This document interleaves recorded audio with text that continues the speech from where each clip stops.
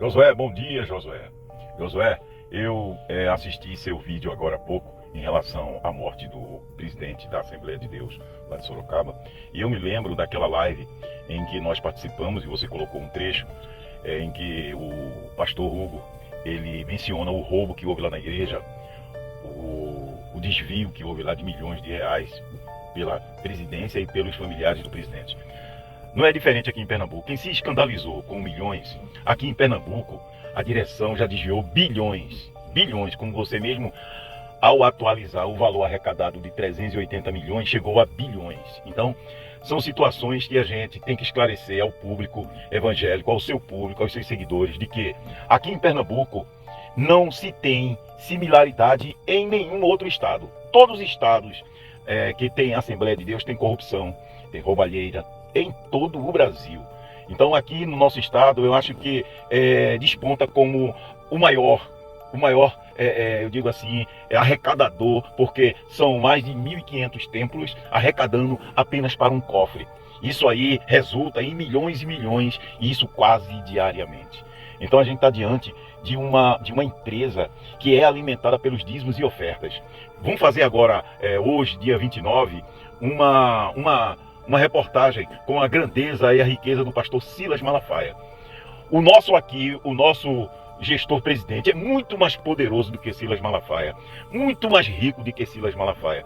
E eu, inclusive, mandei lá para o ICL uma mensagem dizendo que, caso eles se interessassem em fazer uma reportagem aqui no estado, que nos procurassem, que nós iríamos fornecer documentos, fornecer tudo do grande desvio de dinheiro da Assembleia de Deus aqui no estado de Pernambuco, a riqueza da família, a riqueza obtida apenas com dízimos e ofertas. Então, Josué, eu gostaria muito de alertar ao pessoal, a membresia, a grande membresia, que deixem de contribuir, deixem de alimentar a riqueza dessa família, porque esse dinheiro está sendo desviado, tirado da mesa de muitas pessoas que passam fome, deixam de comprar remédio para alimentar a riqueza dessa família, que hoje se apoderaram da instituição e acham que são os donos. E temos que provar que não. Eles não são os donos. A nossa igreja tem mais de 100 anos, esse pessoal só está 25 anos. Então, nós temos uma história. Temos que preservar a história da nossa Assembleia de Deus aqui no estado de Pernambuco.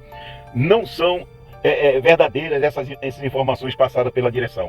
Não acreditem em nada que esse pessoal veicula em seus púlpitos, porque a grande maioria são mentiras, são falácias, são peças teatrais, simplesmente para arrecadar dinheiro.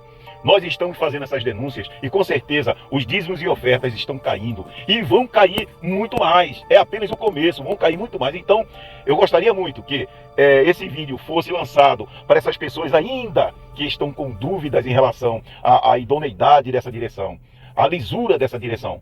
Esse pessoal vieram apenas para surrupiar o dinheiro de contribuintes que doam de tão boa fé e, infelizmente, são desviados para os bolsos dele. Deixem esse pessoal trabalhar. São homens preguiçosos, são homens que não sabem o que é ter seu próprio sustento. São sustentados por velhinhas, como a gente viu numa mensagem aí de um presbítero, que quem sustenta obras são as velhinhas, são mulheres aposentadas, que são facilmente enganadas por esse pessoal. Então, a juventude da igreja deve acordar.